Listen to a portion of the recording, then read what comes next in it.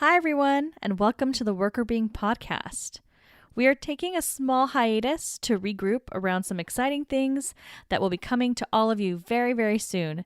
In the meantime, we will be re-airing some of our favorite interviews with our favorite badass women just in time for Women's History Month. As always, you can find us on our website at workrbeing.com. You can email us, contact@workrbeing.com, and you can join our brand new community to have deeper conversations about workplace wellness at workrbeing.com/community. Enjoy the awesome interviews we have scheduled for you, and we'll talk to you all soon.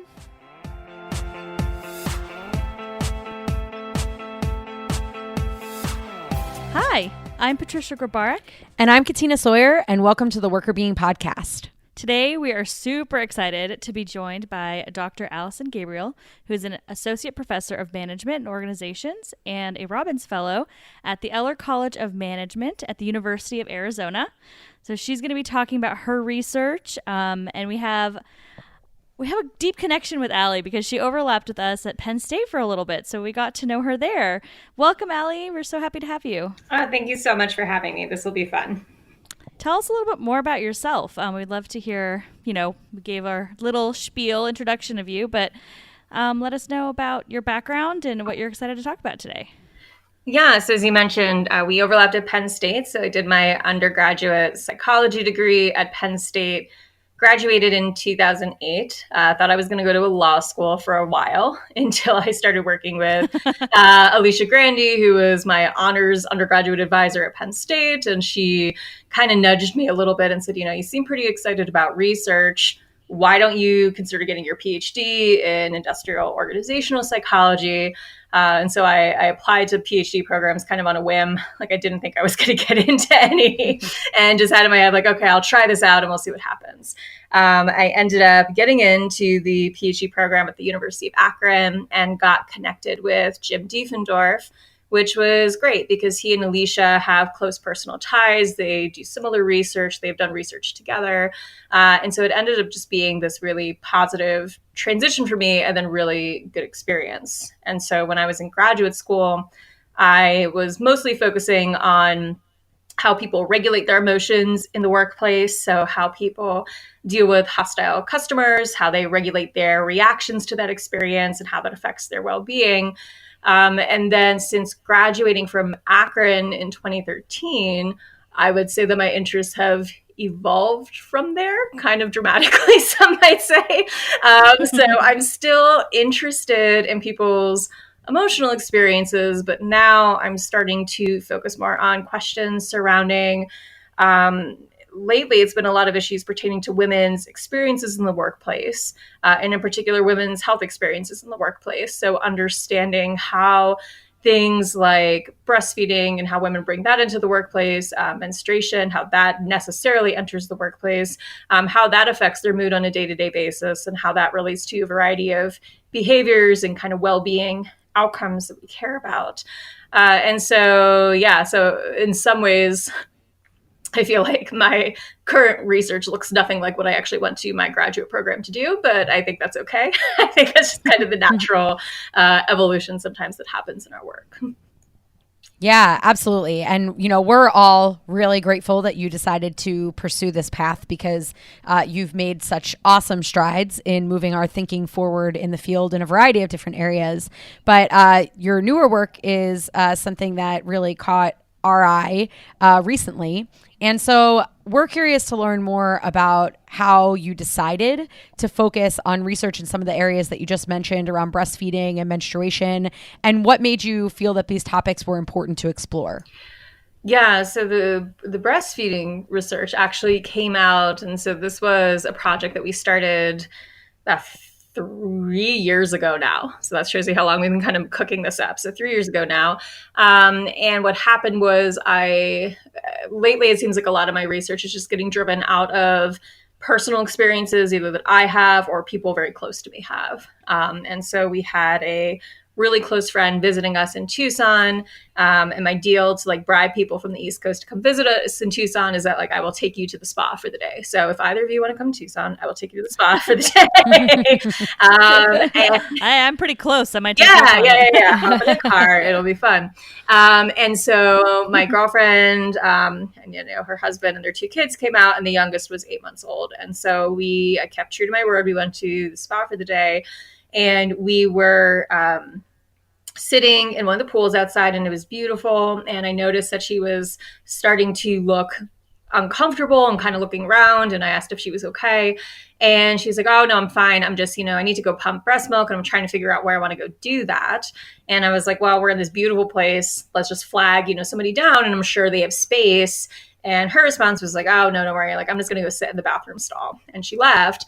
And I just sat there mulling this over, like incredibly bothered by this, that we were in this, really nice resort. And my friend was sitting in a bathroom stall pumping breast milk. And so when she came back, I was like, I got to tell you, I'm really upset that you just had to do that. And she was like, this is fine. Like, these are nice bathrooms, but you should hear what I have to deal with when I try to figure this out at work. And so we started talking about her experience and the challenges she was facing and why she was continuing to do this, even though she was facing these challenges. And then like immediately, right, my organizational psychologist brain is just turning like, whoa, like this sounds like something that could be really important to study. And I wonder if anybody is. And naturally, like, what do? I'm like online that night until like the wee hours of the morning on Google Scholar, Googling like breastfeeding at work. Find that some people are researching it, but they were all mostly researching it from the viewpoint of what practices exist in organizations to facilitate breastfeeding. But there was nothing from the perspective of, well, what about the women themselves and what they're experiencing? And that just really struck me that we have, half of the workforce women. A lot of women are going to be having children. They're going to be re-entering the workforce postpartum. And some of them are going to make the choice to breastfeed or pump breast milk. And we don't really have a good understanding of what their experiences are like, so we can make this better. And so that was really kind of the thing that started bothering me. And from there, I had sent a text message to Sabrina Volpone, who's a co-author on this project. And I said, this might be crazy, but like, have you ever thought of a breastfeeding study? And she sent me a text right away saying that she literally had a Post-it on her computer saying like breastfeeding study ? And that's quite literally where this started, was just us being like, okay, let's like really go for this and do it. And so the project just evolved over time. It's a combination study that I'm really proud of because it's qualitative interviews with 38 women who really just kind of poured their hearts out talking about their day-to-day experiences, like the good and the bad and everything in between. And then from there, we kind of developed out, this theoretical model, these ideas that we wanted to test. And to do that, we have 2 experience sampling studies. So we tracked women, upwards of 200 women.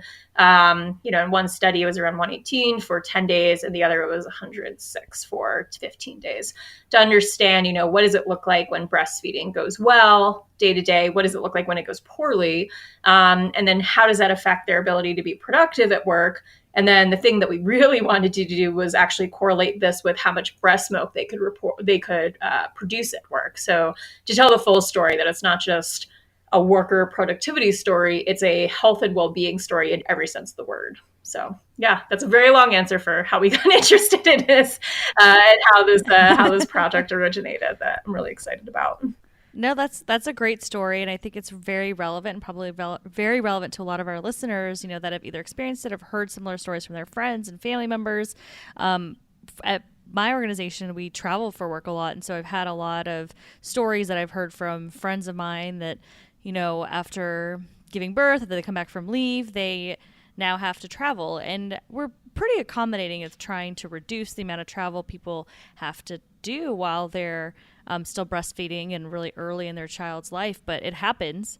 And I think that's a very unique experience that they're having, because there's airports, there's hotels, there's, company offices for clients that they don't know. There's all these other factors that come into play. So I think that there's just a lot of complexity, and I'm really excited that you guys are diving into this topic and figuring out what works well, what doesn't work well. And I'm sure there's plenty of follow-on ideas that you have. But I would love to hear from you a little bit about the findings. So what are the findings that you're seeing? Yeah, so as you might expect, one of the big findings was that women did report instances at their work where breastfeeding and work were just interfering with each other. So the fact that, they had to put their work down and go pump because, the thing that makes this family experience so unique compared to other potential family experiences is that you can't ignore this. You likely can't ignore a lot of family experiences, but you particularly can't ignore this one, biologically speaking. It begins to cause pain.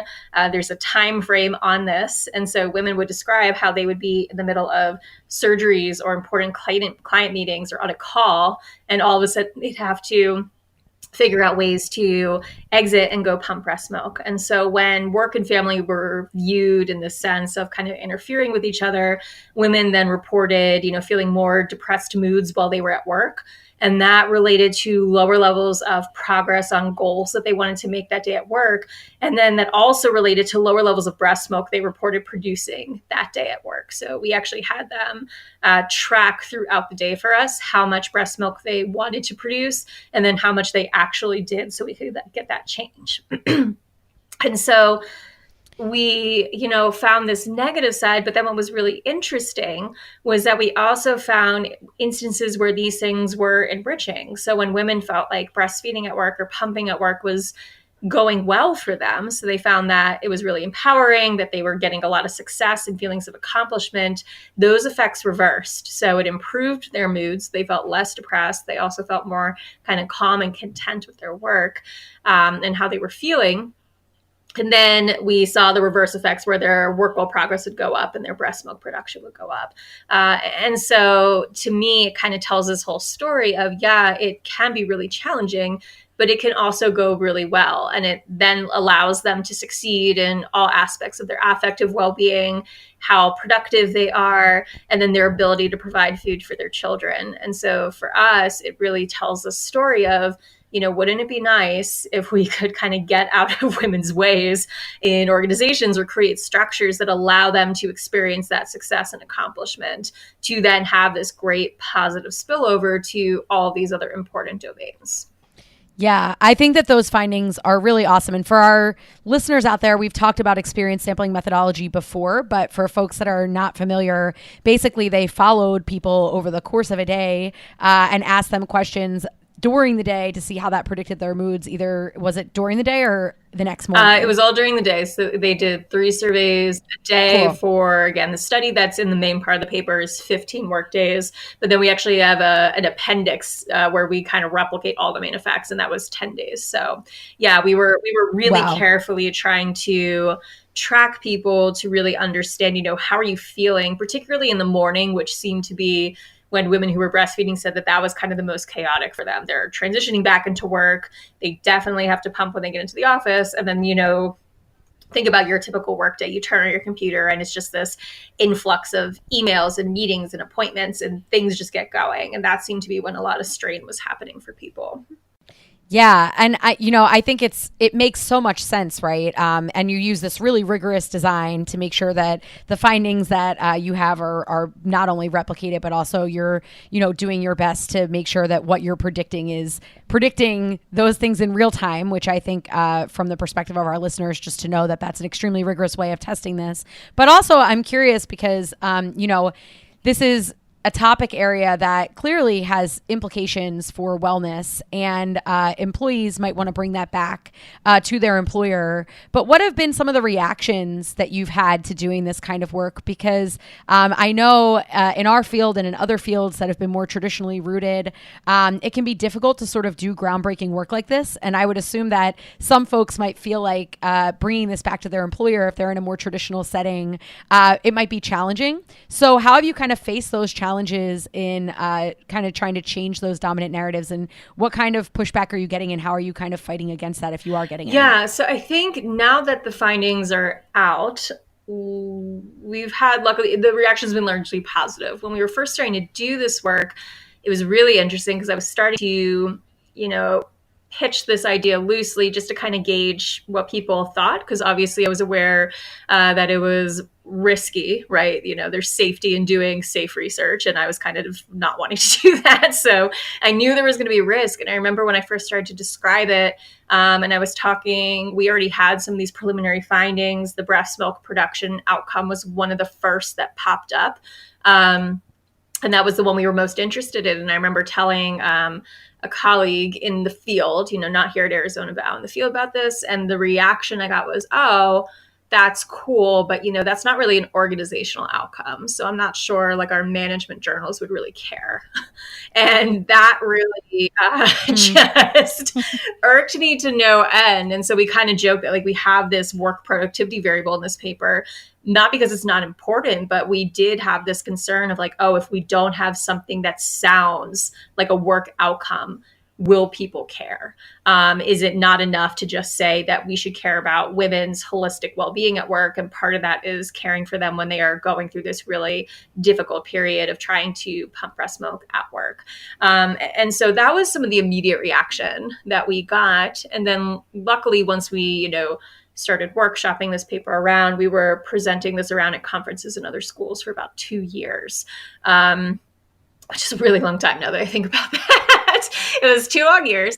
And the reaction started to turn, I would say, more emotional in some ways. So I don't think I've done any research before where I've had so many people come up to me or send me emails or talk to me after a presentation and say like that model is literally what my life looked like when I was going through this moment in time.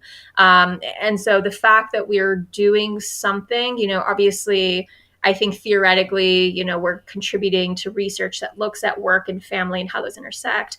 But to do something that I think really speaks to what women are going through day to day is really, really impactful. I know that our Harvard Business Review piece on this is getting circulated in like breastfeeding support groups online. I had a friend in Philadelphia text me 2 nights ago saying that her support group got a hold of the HBR piece and it's in their group now and they're talking about it at their meetings. Like that to me is better than like any other possible reaction we could be getting, that it's actually getting to the hands of people who could use this research. I would say maybe one of the more interesting takeaways that we've gotten from this is someone suggested that, our conclusions basically say that like, we don't say this, but their takeaway was that our conclusion suggests that like women should just work from home and that will make it all easy. And I'm like, that's also not helpful, because now what you're saying is that to allow women to successfully navigate work and their family lives and their breastfeeding, we basically have to relegate them to home and they need to work from home and telecommute and engage in flex time. And that's the only option. And I just have to think that we are better than that in organizations, that we can, create enough flexibility to allow women to navigate these successfully. So luckily right now, like I said, the feedback has been positive. And the thing that we like to remind people is, we did have questions about like the space that women are pumping breast milk in. And that's certainly a correlate of what we're talking about here.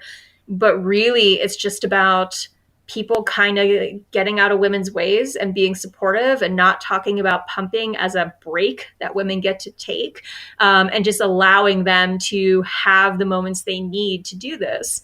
That's all it takes. It doesn't need to be, the nicest room on the block, although that would be nice. It just needs to be creating structures where women feel like they can take the time they need to do this and then get back to work, which is what they all wanted to do. They wanted to make sure they were still successful at work as well. Mm-hmm. Yeah, I think it's great that people are having these positive reactions now, and I'm not surprised to hear that people had some questions and qualms at first, unsure as to how this is going to work. And while unfortunate, I do think the fact that you were able to put in a productivity metric in, it really helps, because I think that's going to help people take this away. Like they can now, we agree. Like I would love to see people caring about this, because you have humans at your work that need these things, right, that need to be cared about and need to be supported, because they're people and we should care about them. Right. But that's never the reality, or very rarely the reality. So I think it's great that now there's also this other metric. So not only do we care about wellness, but now if I need this support or think this is important, I want to bring this to my organization, I can back it up and give the business reason too. So it's both kind of coupled together, which Katina and I talk about this all the time when we're doing our show or writing on our website, is where we talk about the fact that, not only is it good for wellness, but it's good for business. So I think that we have to make those connections. And so I'm really pleased to see that you were able to do that. Yeah. And what's really interesting, so I mentioned we had women track how long they were pumping during the day, and the average ended up being about 45 minutes over 2 or 3 pumping sessions. And if you look at that variable, it has no relationship with their work productivity or their goal progress that day. So the relationship is almost zero. And so you can't even argue that, oh, women, right? Because that's the argument we hear sometimes, is that, well, this is problematic because women are taking time away from work. And that means that's just, less time they can be productive. And we didn't see that. And so instead, what it suggests is let women take the time they need to do this. And if that experience is positive for them, if they feel like, okay, like I was able to take these 15 or 20 minutes, that was good. No one interrupted me. Nobody bothered me. No one made comments about that experience. This is just a positive thing that I got to do. They're going to come back feeling better about their experience at work that day. And then that's going to spill over and get all of those awesome gains that you were just talking about. So yeah, it started as this like ancillary thing we included. But the fact that we can show like, yep, it doesn't matter that they're spending, 45 minutes of their workday doing this. That wasn't related to the amount of productivity they reported at the end of the day. Yeah, I think that that's always really important, because when it comes to any kind of work-family intervention, flexible schedules or anything, when you're trying to introduce that into a more traditional work setting, for some reason, the assumption is always that people are trying to get away with something. Right. Like they want to spend time not doing what they're doing. And I think largely the work-family literature has shown that, people are not trying to get out of stuff. They're just trying to arrange their life in a way that makes sense. And if people care about their jobs, they're going to care about it regardless of what other things are happening at the same time. So if you care about something, you'll find a way to get it done. And in fact, what you're demonstrating is that this actually helps motivate you towards, even though you didn't measure motivation, but this actually helps you to feel better and do better, actively helps you to feel better and do better, to be able to, get that taken care of in a positive way, which is awesome. So I'm curious to hear, I think it makes sense to kind of start with leaders and employers. Based on the findings of your study, if there are people who are listening that manage teams or have a leadership position in an organization, what are some things that your findings would suggest that they do in order to craft a more inclusive environment for mothers? Yeah, well, I think first thing, so we did have in the paper some other kind of broader features surrounding breastfeeding experiences. And a couple of those were whether women felt like they were being stigmatized by their coworkers for this choice to breastfeed, or whether they felt like they were receiving compassionate displays from people. And those things definitely correlate with how good or bad they feel on a day-to-day basis. And so I think at the most practical level, like the number one thing we kept hearing come up over and over again in the interviews when women talked about their negative experiences was how kind of hurt and stigmatized they felt when people would talk about their time spent pumping as a break from work. And, they would all tell these anecdotes of like, yeah, like that's not the break I would pick. Like this is not a work break to go sit and recover. This is something that I am trying to do. And it's biologically and physiologically very stressful to go through this and try to be successful at it. So I think it's all about having conversations of why are we supporting this? Well, we're supporting this because we should care about our employees holistically, right? We should care about who they are in the workplace, but we should care about who they are outside of the workplace. And for this period of time, be it 3 months, 6 months, 9 months, 18 months, whatever it ends up being, this is a part of who they are. And so we should be supportive of that. This is not time off. This is not, an additional break that other people should feel like they're being slighted by. I think just making that small change would start to have a huge impact in how people started to talk about it. The other piece we did measure was just breastfeeding compassion. So compassionate displays of, how women were being assisted by their coworkers. And that made them feel better. And so just recognizing, I think, the challenges that women are going through to do this successfully, that can make a huge difference. This actually, the next project we're working on out of this research that Sabrina Volpone is leading, is all about these different types of support that I'm describing here. So we caught some inklings in the paper that we published that these variables would matter. And so now what we're trying to do is basically stack them up against each other. So things like formal organizational policies, the climate in the organization surrounding breastfeeding, social support, just kind of safety and being able to talk about these issues. How do those all stack up to predict whether women feel like they can keep their work and kind of family goals in balance with each other? But yeah, let's stop talking about these things as breaks. Let's, start giving women the flexibility that they need. And yeah, it also wouldn't hurt if we could stop having women go do this in the basement broom closet, which is something we heard quite a few times, was that the space being allocated would be in these places that were either really far away or in really, really egregious, gross places, for lack of a better word there. And so I think if people can just be supportive, whether it's lending an office or, a meeting space for a little while, and again, just allowing women to have the flexibility, that's really the biggest takeaway that kept popping out to us in the results of, wow, we just need to get out of the way and let women feel successful and feel like they have control over this experience that they're going through that otherwise can feel very unwieldy. That makes a lot of sense. And I think that there's a lot that leadership and management can do to influence that acceptance and support. But it also sounds like employees, peers can do the same thing and not make sure they're not saying things about it being a break and, showing that compassion and that consideration. What else can employees do, both to help support others, but also if you're an employee that's breastfeeding, what would you recommend? Is there anything that they can do to try to help their situation if they have any leverage? Yeah, and that's the hardest thing, because we would hear, especially from women in our interviews, saying, they don't necessarily have a lot of status in their job. So they felt like, they maybe didn't have as much power. What I think one big takeaway that kept coming up in the interviews, though, was women talking about how the breastfeeding or pumping women before them helped pave the way. And so being a person in the organization to kind of stand up and advocate and say, hey, here's what I'm doing. Here's why I'm doing it.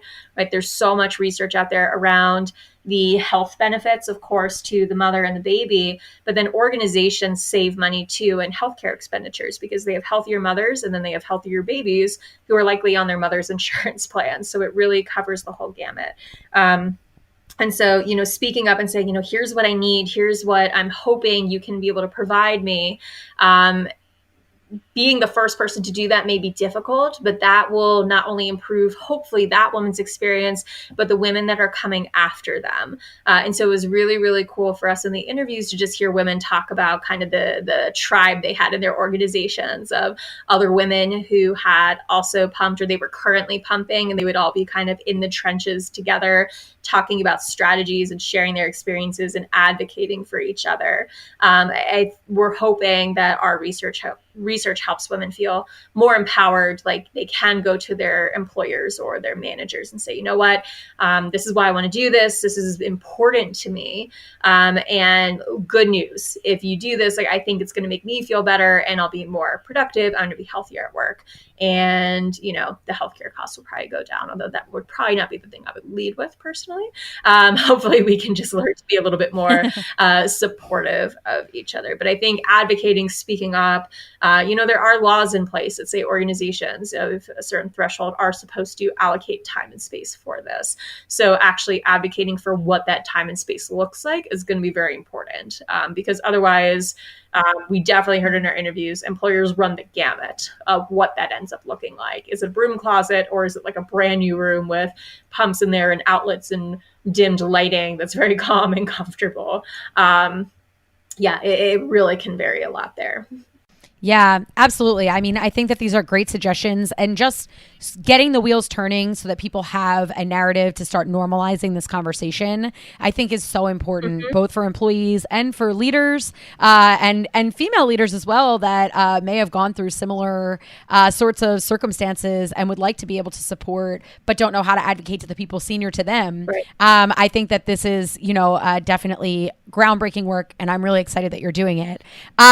So to kind of send us home in the last couple minutes here, is there anything else that you want to tell our listeners about where they can find your work, or any tips, tricks, or anything else that you want to plug before we move into our final fun question? Sure. Yeah. So like I said, we've written this Harvard Business Review piece that I think is really accessible. I'll definitely provide you all a link so we can share it. And you can also find me on the Twitter. I'm not very good at it, but it's Prof. A.S. Gabriel. And I'm on there talking lately, it's been a lot about like cute animals and weird food cravings, but the other half of the time, it's about, my research or related research to these very issues. And so what myself and my doctoral students and my collaborators, we're doing a lot of research around women's issues right now. So like I said, we have these different breastfeeding studies. We do have menstruation and research related to that in the past. And we're also starting to segue into women's experiences of sexism and harassment in a variety of contexts. And so we are constantly, looking for people to be in these studies. So if you're listening to this and you're like, oh, I actually feel like I have some experiences that I would love to share in a research domain to be part of this dialogue. We're always looking for people that are interested to share their stories and be a part of this. And then we always link to relevant research that's relating to the work that we're doing. If it's not ours, we love highlighting other, awesome women and researchers in the field who are doing this work. So that's largely where you can find me these days. Perfect. Well, thank you. Thank you again. And we'll definitely link to everything that you send us into the show notes. So go there, listeners, and find out more about what Allie's doing and read up on her HBR article. I mean, there's lots of great information that she's sharing with us. So the final fun question, and you may have answered this right when you started talking about what you were going to do. If you could have any other job in the world, what would it be? Yeah, so like I said, I was gonna go to law school. I don't even know why I wanted to do that, to be honest. Like, I think I just thought I was good at like writing and memorizing things. That is useless for law school. I don't know why I thought I'd be very good at it. Now that I say that out loud, but I guess the more fun answer to this was that when I was in middle school and high school, I was actually training to major in musical theater. So I was in private voice lessons from the time I was in 7th or 8th grade all the way up through high school, and sang competitively across like singing competitions and stuff all throughout Pennsylvania. Wow. So that's what I thought. Yeah. So that's what I thought I was going to do for a while, until my parents were like, well, we love you, but let's have a backup plan. Which I appreciate now. Like, now it's all totally fine, but that's kind of the running joke of why I like teaching the like massively large lectures here at University of Arizona, that it like goes all the way back to my theater roots, and it doesn't bother me to be like on a mic making like a slight clown of myself twice a week in front of like 500 students. Yeah. So the boring answer is I would be a lawyer, but the fun answer is I probably would be like living in a box somewhere in New York, trying to sing or perform in some capacity. So kudos to all those people who go for it and do it. I think that's awesome. That's amazing. Well, I would love to hear you sing at some point, because I did not know this about you. You don't have to do it here, but I'm gonna force you to do it, maybe at a conference one day. That could be fun or disastrous. It has been a while. I mean, it sounds fun to me. We'll go to a party first, have a few drinks, and then you'll warm up. It'll be fine. Yes. But I do think that you getting into this field has been so great for the field, since you've been doing such great, innovative work. So I am glad that you are not on Broadway, but you are here talking to us about your really exciting research. So thank you so much for joining us. Thank you so much for having me, and for letting me highlight some of the work that we're doing. We're really excited about it. Well, thanks.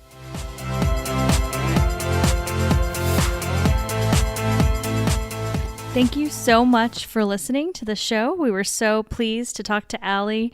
She's doing great research, and we love and support everything that she's working on. So we hope that you check out the links in bio to learn more about her.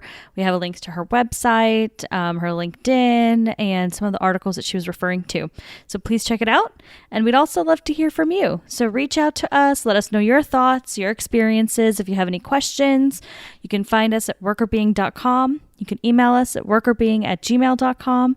And you can find us on social media at Workr on Twitter, Instagram, LinkedIn, and Facebook. Thank you. The Workr podcast is hosted by us, Patricia Grabar and Katina Sawyer, and produced by Allie Johnson.